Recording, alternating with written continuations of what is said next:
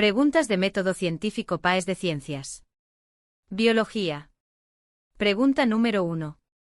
Un estudiante se encuentra desarrollando un proyecto de investigación cuyos resultados quiere presentar en una feria científica escolar. Este proyecto consiste en evaluar 3 tratamientos pregerminativos: golpe de calor, remojo en agua caliente por 24 horas y frotación con lija, en semillas de cubierta dura y gruesa que son utilizadas en programas de reforestación, para así determinar cuál de estos tratamientos es más efectivo para aumentar la cantidad de semillas germinadas. Una vez tratadas las semillas, el estudiante colocó en determinadas condiciones, igual cantidad de semillas en maceteros de las mismas dimensiones con la misma cantidad y tipo de tierra. Los tratamientos y resultados obtenidos por el estudiante se muestran en la siguiente tabla. Posteriormente, el estudiante presenta a su profesora los resultados de su investigación y ella le hace notar que hay un problema en su diseño experimental. En relación con lo anterior, ¿cuál de las siguientes opciones describe un error metodológico cometido por el estudiante en el diseño de este experimento? A. Evaluó 3 tratamientos pregerminativos diferentes. B. Utilizó la misma cantidad y tipo de tierra para sembrar las semillas. C. Sembró igual cantidad de semillas en cada tratamiento pregerminativo. D. Modificó las condiciones de riego y temperatura a las que se sometieron las semillas. Para responder correctamente esta pregunta, lo primero es analizar el experimento propuesto por el estudiante y entender cómo se organizaron las variables. En cualquier diseño experimental existen 3 tipos de variables. Variable independiente o experimental, es el factor que se quiere probar o contrastar. Variable dependiente o de respuesta, es el factor que se mide para ver si cambió. Variables controladas, son las que se mantienen constantes para que no interfieran en los resultados. En el caso planteado, el problema es que ciertas semillas tienen una cubierta dura y gruesa, lo que reduce su porcentaje de germinación. Para tratar de mejorar estos porcentajes, se aplicaron 3 tratamientos pregerminativos distintos: golpe de calor, remojo en agua caliente por 24 horas y frotación con lija. Aquí los tratamientos corresponden a la variable independiente. Lo que se quiere comprobar es cómo afectan la variable dependiente, que es la cantidad de semillas germinadas. Para que el experimento sea válido, es fundamental mantener iguales las variables controladas, como el número de semillas tratadas, la temperatura, el volumen de riego, la cantidad de tierra y su tipo. Si alguna de estas cambia entre tratamientos, no sería posible saber si las diferencias en germinación se deben realmente al tratamiento o a esas variaciones. Al analizar las opciones de respuesta. Opción A menciona los 3 tratamientos pregerminativos, que son la variable independiente. Esto no es un error metodológico, así que la opción es incorrecta. Opción B se refiere a la cantidad y tipo de tierra, y opción C a la cantidad de semillas tratadas. Ambas son variables controladas que deben mantenerse constantes, por lo que tampoco representan errores en el diseño. Opción D señala que en el diseño los tratamientos se aplicaron con diferentes temperaturas y volúmenes de riego. Este sí es un problema, porque estas variables deberían haberse mantenido constantes. Al variar, afectan la germinación y no permiten saber con certeza el efecto real de los tratamientos. Por lo tanto, la opción correcta es la D, ya que identifica un error metodológico que invalida la comparación entre tratamientos. En resumen, para resolver este tipo de preguntas es necesario saber reconocer los distintos tipos de variables en un experimento y detectar si alguna variable que debería estar controlada se modificó, ya que esto compromete la validez de los resultados. Pregunta número 2. Un equipo de investigación, que estudia la evolución de los caracoles en las ciudades, indagó la manera en que la variabilidad térmica del ambiente afectaba la coloración de estos animales. Tras registrar la temperatura de diferentes lugares de una ciudad y recopilar imágenes de caracoles de esos sitios, reportaron la presencia de 4 tonalidades, representadas a continuación, cuya distribución dependía de la temperatura. Así, las zonas más cálidas presentaban una menor proporción de individuos de las tonalidades más oscuras. De acuerdo con lo anterior y considerando que, de izquierda a derecha, las tonalidades de las barras corresponden a las respectivas tonalidades de los caracoles, ¿qué opción presenta un gráfico coherente con lo reportado por el equipo de investigación? Gráfico A. Gráfico B. Gráfico C. Gráfico D. ¿Cómo se responde esta pregunta?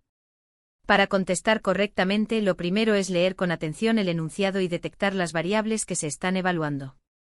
En este caso se trata de un estudio sobre el efecto de la temperatura ambiental en la coloración de una especie de caracoles que vive en la ciudad. El texto indica que tras el muestreo, se encontraron caracoles de 4 tonalidades distintas y que a medida que la temperatura aumenta, la proporción de individuos con tonalidades más oscuras disminuye. Esto significa que existe una relación clara: en zonas más cálidas hay menos caracoles oscuros. Esa información es clave para evaluar los gráficos. Ahora, el análisis de las opciones sería el siguiente. Opción A, muestra que en las zonas más cálidas hay más caracoles oscuros, lo contrario de lo indicado en el enunciado. Por lo tanto, es incorrecta. Opción B, los datos no siguen una tendencia clara que muestre la relación entre temperatura y coloración, por lo que no es coherente con lo descrito. También es incorrecta. Opción C, se ve un aumento de caracoles claros en zonas cálidas, pero también aumenta la proporción de caracoles oscuros. Esto no coincide con el patrón descrito, así que es incorrecta. Opción D, la proporción de caracoles más oscuros disminuye cuando la temperatura aumenta, exactamente como lo reportó el equipo de investigación. Esta es la respuesta correcta. ¿Qué necesitas saber y saber hacer para responder correctamente esta pregunta? Debes ser capaz de identificar relaciones, patrones y tendencias entre variables en un estudio científico. Además, es importante interpretar gráficos y comparar lo que muestran con la información dada en el texto, para confirmar si existe coherencia entre los resultados reportados y los representados visualmente. Pregunta número 3. En su proyecto de tesis, una estudiante quiere determinar la mínima concentración a la cual la delfinidina, una molécula orgánica extraída de los frutos del calafate, presenta capacidad antiproliferativa en células cancerosas de tejido mamario. El diseño experimental propuesto por la estudiante se presenta en la siguiente tabla. Posteriormente, la estudiante acude a su profesor guía para presentarle su diseño. Este le menciona que hay un problema en su diseño experimental y que lo debe mejorar. En relación con lo anterior, ¿cuál de las siguientes modificaciones permitiría a la estudiante mejorar su diseño experimental? A. Disminuir el número de evaluaciones para cada muestra de células cancerosas de tejido mamario. B. Disminuir el tiempo en el cual se debe realizar el conteo celular para cada muestra evaluada. C. Adicionar soluciones de delfinidina de concentración creciente a las muestras evaluadas. D. Adicionar la mitad del volumen de solución de delfinidina de igual concentración a las muestras evaluadas. Para contestar correctamente, lo primero es identificar el objetivo del experimento. En este caso, el objetivo es determinar la mínima concentración de delfinidina que logra un efecto antiproliferativo en células cancerosas de tejido mamario. Con este objetivo en mente, el diseño debe permitir probar distintas concentraciones de la molécula, de manera que se pueda establecer un punto mínimo efectivo. Por eso, la modificación más adecuada sería agregar soluciones de delfinidina con concentración creciente a las muestras evaluadas. Esto permitiría registrar la respuesta celular frente a un rango de concentraciones y así identificar el valor mínimo en el que se observa el efecto deseado. Analizando cada opción. Opción A. Reducir el número de evaluaciones por muestra. Esto disminuiría la confiabilidad de los resultados, empeorando el diseño. Incorrecta. Opción B. Reducir el tiempo de conteo celular. Esto podría aportar información sobre la rapidez del efecto, pero no ayuda a encontrar la concentración mínima, que es el objetivo principal. Incorrecta. Opción C. Usar soluciones de delfinidina de concentración creciente. Esta es la modificación necesaria para cumplir el objetivo, ya que en el diseño original todas las muestras, excepto el control, reciben la misma concentración. Correcta. Opción D. Usar la mitad del volumen, pero con la misma concentración. Esto no cambia la concentración, por lo que el problema de diseño persiste. Incorrecta. ¿Qué necesitas saber y saber hacer para responder correctamente esta pregunta? Debes ser capaz de evaluar el diseño experimental y reconocer si permite alcanzar el objetivo planteado. En este caso, eso implica identificar que para determinar la mínima concentración efectiva se necesita trabajar con un gradiente de concentraciones y no con una concentración única. También es importante comparar cada propuesta de modificación con la información del enunciado para elegir la que realmente corrige el error metodológico. Física. Pregunta número 1. Un grupo de investigación pretende estudiar la relación entre la desviación que experimenta un haz de luz al pasar desde el aire a un cierto medio y la densidad de dicho medio. Para ello se dispone de un puntero láser, un transportador, azúcar y un recipiente transparente de paredes planas que contiene agua destilada. Con estos materiales, ¿cuál de los siguientes procedimientos experimentales es el más adecuado para cumplir con el propósito descrito por el grupo de investigación? A. Hacer incidir un haz de luz láser sobre un punto de la interfase y medir el ángulo de refracción del haz que se propaga en el agua destilada con una cantidad fija de azúcar disuelta en ella. B. Hacer incidir un haz de luz láser sobre distintos puntos de la interfase y medir el ángulo de refracción del haz que se propaga en el agua destilada con una cantidad fija de azúcar disuelta en ella. C. Hacer incidir un haz de luz láser con una inclinación fija sobre un punto de la interfase y medir el ángulo de refracción del haz a medida que se disuelve una cantidad creciente de azúcar en el agua destilada. D. Hacer incidir distintos haces de luz láser con distintas inclinaciones entre sí sobre un punto de la interfase y medir el ángulo de refracción del haz a medida que se disuelve una cantidad creciente de azúcar en el agua destilada. ¿Qué se quiere investigar? El objetivo del estudio es determinar cómo cambia el ángulo de refracción, la desviación que sufre un haz de luz al entrar en otro medio, dependiendo de la densidad de ese medio. En este caso, la densidad se modificará disolviendo diferentes cantidades de azúcar en agua destilada. Para cumplir el objetivo. Variable independiente, densidad del agua con azúcar, se modifica agregando azúcar. Variable dependiente, ángulo de refracción del haz de luz. Variables controladas, ángulo de incidencia del haz, recipiente, tipo de láser, temperatura, etc. Es importante que solo una variable cambie densidad, para poder establecer una relación clara y confiable. Análisis de las opciones. Opción A. Haz incide en un punto fijo pero con cantidad de azúcar constante. No se varía la densidad, por lo que no se puede estudiar la relación buscada. Incorrecta. Opción B. Haz incide en distintos puntos pero con la misma cantidad de azúcar. Igual que en A, la densidad no cambia, por lo que el objetivo no se cumple. Incorrecta. Opción C. Haz incide con inclinación fija en un punto, se mide el ángulo de refracción mientras se añade más azúcar al agua. Se mantiene constante el ángulo de incidencia y se varía solo la densidad, permitiendo medir cómo influye esta variable. Correcta. Opción D. Se mide el ángulo de refracción mientras cambia la densidad y el ángulo de incidencia. Cambian dos variables a la vez, lo que impide aislar el efecto de la densidad. Incorrecta. Respuesta correcta, C.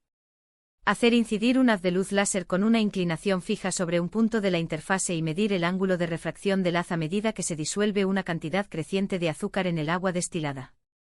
¿Qué necesitas saber para responder correctamente esta pregunta? Identificar la variable independiente y la variable dependiente en un experimento. Diseñar un procedimiento experimental que mantenga constantes todas las demás variables. Reconocer que para estudiar la influencia de una variable, densidad, sobre otra, ángulo de refracción, solo debe modificarse la primera y medir el efecto en la segunda. Pregunta número 2. En la siguiente figura se representa un diseño experimental realizado por un grupo de estudiantes, en donde una fuente de energía térmica mechero entrega calor de forma constante y equitativa a 3 láminas de metal de mismo largo y espesor, 1, 2 y 3, hechas de aluminio, acero y bronce, respectivamente. Sobre estas láminas, se colocaron a la misma distancia entre sí 4 palitos de madera, iguales en masa y longitud. Para fijar los palitos a las láminas de metal se utilizó cera de vela caliente, la que al enfriarse permitió adherirlos perpendicularmente a las láminas. Finalmente los estudiantes encendieron el mechero y registraron, para cada palito, el tiempo que se tardó en caer. A partir de lo anterior, ¿cuál de las siguientes opciones corresponde a una hipótesis adecuada para el diseño experimental planteado por el grupo de estudiantes? A. La cantidad de calor que recibe cada una de las láminas de metal depende de su longitud y espesor. B. La rapidez a la cual se conduce el calor por las láminas de metal depende del tipo de metal con el cual están confeccionadas. C. La temperatura a la cual se funde la cera de vela depende del tipo de metal sobre el cual se coloca. D. La forma en que se transfiere el calor por las láminas de metal depende de la distancia a la cual están colocados los palitos de madera. ¿Cómo se responde esta pregunta? Para contestar correctamente debes entender qué es una hipótesis y cuáles son las variables del experimento. Una hipótesis es una predicción que relaciona variables y que puede ser probada. Normalmente plantea que la variable dependiente cambia en función de la variable independiente. En este diseño, los estudiantes quieren comparar qué tan rápido se conduce el calor por cada lámina de metal.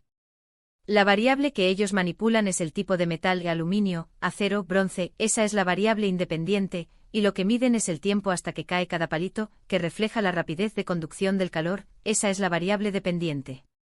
El largo y espesor de las láminas, la masa y longitud de los palitos y la distancia entre ellos se mantienen iguales, son variables controladas. Entonces la hipótesis adecuada debe conectar la rapidez de conducción del calor, lo que se mide, con el tipo de metal, lo que se cambia. Ahora analicemos cada opción. Opción A plantea que la cantidad de calor depende de la longitud y el espesor. Pero en el experimento el largo y el espesor se mantuvieron iguales, son variables controladas, por lo que esa hipótesis no corresponde al objetivo ni al diseño. Incorrecta. Opción B dice que la rapidez con la que se conduce el calor depende del tipo de metal.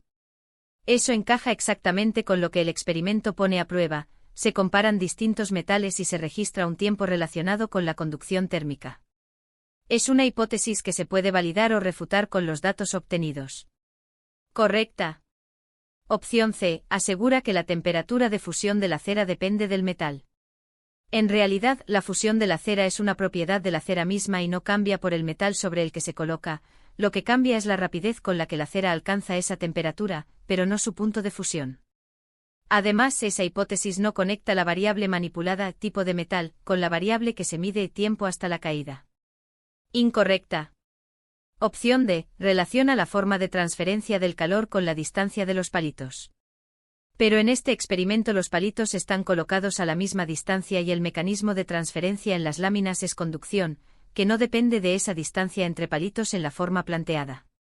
Por tanto, no es una hipótesis adecuada para este diseño. Incorrecta. En consecuencia, la opción correcta es la B: la rapidez a la cual se conduce el calor por las láminas de metal depende del tipo de metal con el cual están confeccionadas. ¿Qué necesitas saber y saber hacer para responder correctamente esta pregunta?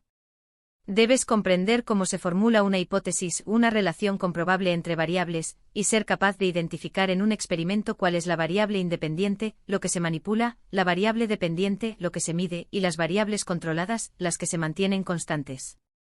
También es necesario comparar cada propuesta de hipótesis con el diseño experimental para comprobar si la hipótesis puede realmente ponerse a prueba con esos datos. Pregunta número 3. Una persona quiere determinar experimentalmente si la resistencia eléctrica de un alambre recto con forma cilíndrica de un determinado material se mantiene constante cuando se varía la diferencia de potencial eléctrico aplicada sobre él.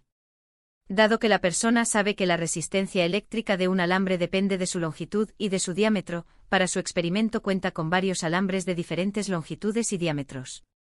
Al respecto, ¿cuál de las siguientes acciones experimentales es la que mejor se ajusta para que esta persona logre su objetivo? A. Aplicar distintas diferencias de potencial eléctrico entre los extremos de un mismo alambre, midiendo la intensidad de corriente eléctrica que circula por él en cada caso.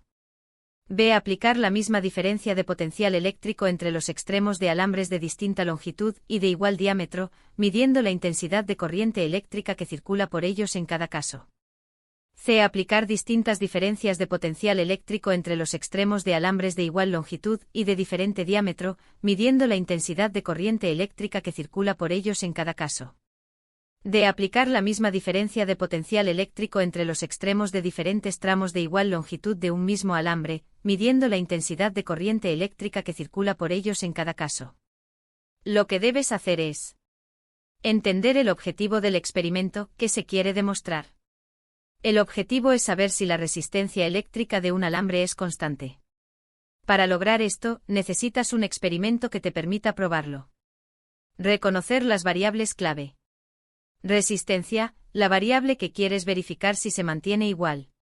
Diferencia de potencial y corriente, las variables que puedes manipular y medir para ver si la resistencia cambia.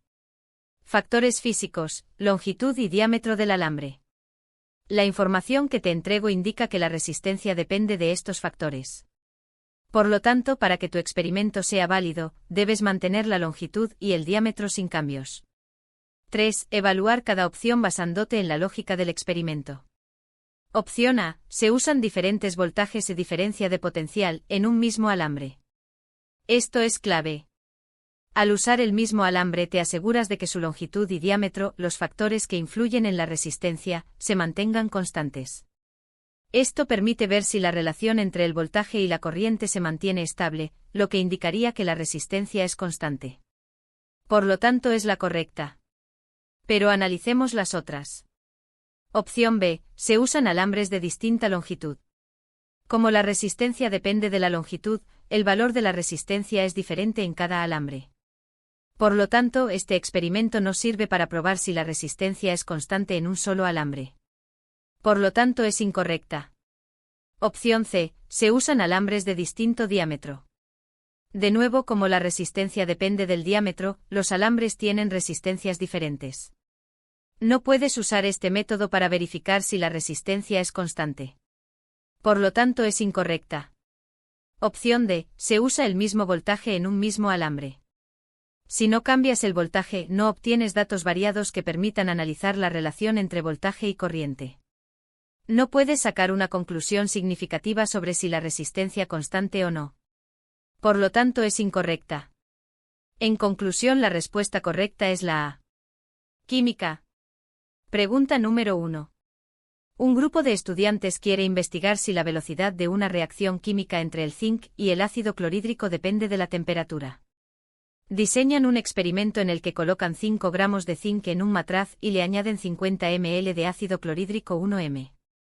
Repiten el experimento 4 veces calentando el matraz a 20 grados, 30 grados, 40 grados y 50 grados, respectivamente. Para medir la velocidad de la reacción, observan el tiempo que tarda en consumirse todo el zinc. ¿Cuál es la hipótesis que mejor se adapta a este diseño experimental? A. La temperatura de fusión del zinc cambia en presencia del ácido clorhídrico. B. La velocidad de la reacción entre el zinc y el ácido clorhídrico es mayor a temperaturas más altas. C. La cantidad de zinc utilizado afecta el tiempo total de la reacción. D. La reacción produce hidrógeno gaseoso, lo cual se evidencia con el aumento de la temperatura. Para responder correctamente, primero debes identificar las variables del experimento. Variable independiente, la que se manipula la temperatura. El grupo de estudiantes la cambia a 20 grados, 30, 40 grados y 50 grados. Variable dependiente, la que se mide la velocidad de la reacción, que se evidencia por el tiempo que tarda zinc en consumirse. Variables controladas, las que se mantienen constantes la cantidad de zinc, 5 gramos, y el volumen y concentración del ácido, 50 ml de 1m. Ahora evaluemos cada opción en función de estas variables. Opción A. Esta hipótesis se enfoca en la temperatura de fusión, que no se mide en el experimento. El experimento se centra en la velocidad de la reacción, no en un cambio de fase. Por lo tanto, es incorrecta. Opción B. Esta hipótesis establece una relación directa entre la variable independiente, temperatura, y la variable dependiente, velocidad de la reacción. El experimento está perfectamente diseñado para probar esta afirmación, por ello, esta es la respuesta correcta. Opción C. La hipótesis se centra en la cantidad de zinc. En el experimento, esta variable se mantiene constante 5 gramos, por lo que no es algo que se esté probando. Si se hubieran usado diferentes cantidades de zinc, esta sería una hipótesis plausible, pero no para este diseño. Es incorrecta. Opción D. Esta opción describe un producto de la reacción, pero no establece una relación entre las variables que se están manipulando y midiendo. El experimento no está diseñado para ver si la reacción produce hidrógeno, sino para ver cómo la temperatura afecta la velocidad. Es incorrecta. Por lo tanto, nos quedamos con la B. Pregunta número 2. Un químico desea determinar si el catalizador X acelera la descomposición del peróxido de hidrógeno, H2O2. Diseña un experimento donde mide el volumen de oxígeno liberado en un minuto. ¿Cuál de los siguientes diseños experimentales es el más adecuado para su objetivo? A. Añadir 1 gramo de catalizador X a 2 muestras de 100 ml de H2O2 y medir la liberación de oxígeno en ambas. B. Añadir 1 gramo de catalizador X a una muestra de 100 ml de H2O2 y no añadir nada a otra muestra idéntica, midiendo el oxígeno liberado en ambas.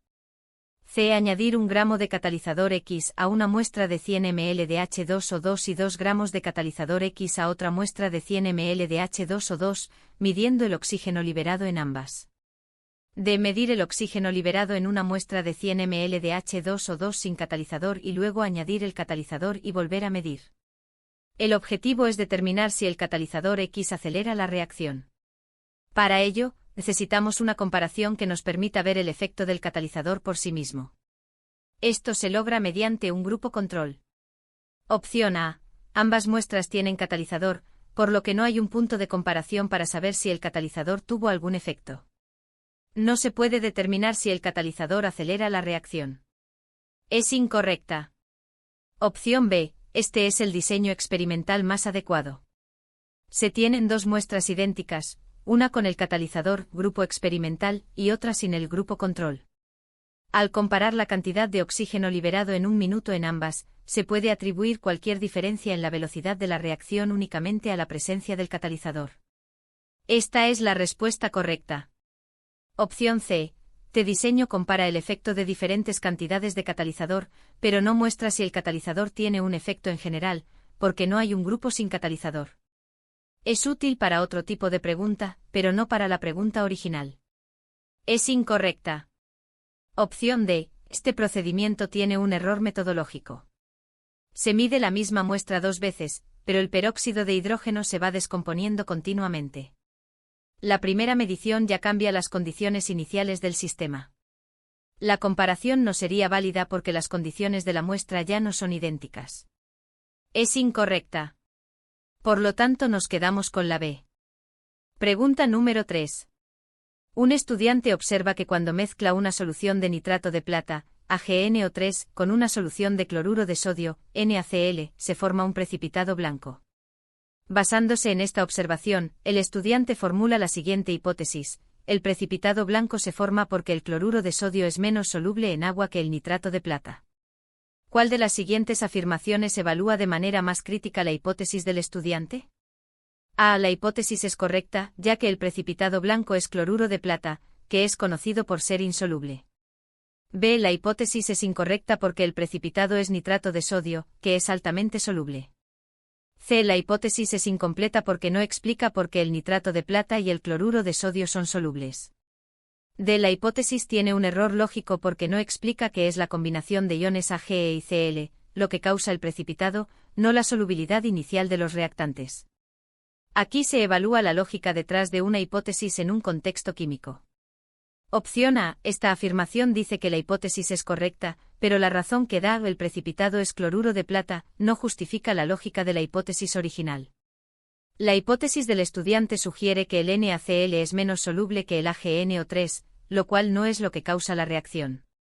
Lo que causa el precipitado es la formación de un nuevo compuesto. Es incorrecta. Opción B. La afirmación es incorrecta en su premisa. El precipitado blanco no es nitrato de sodio, sino cloruro de plata, AgCl. Además, el nitrato de sodio es soluble. Opción C. La hipótesis no necesita explicar por qué los reactantes son solubles, ya que su propósito es explicar la formación del producto. Es una crítica irrelevante. Es incorrecta. Opción D. Esta es la crítica más pertinente. La hipótesis del estudiante tiene un fallo lógico fundamental. El precipitado blanco no se forma porque uno de los reactantes originales, NaCl, sea menos soluble que el otro, AgNO3. Se forma porque durante la reacción de doble desplazamiento, se crea un nuevo compuesto cloruro de plata, AgCl, que es insoluble en agua, mientras que el otro nuevo compuesto nitrato de sodio, NaNO3, es soluble. La hipótesis ignora el proceso de formación del nuevo compuesto. Esta es la respuesta correcta. Espero que les haya servido la explicación de las preguntas, con esto me despido.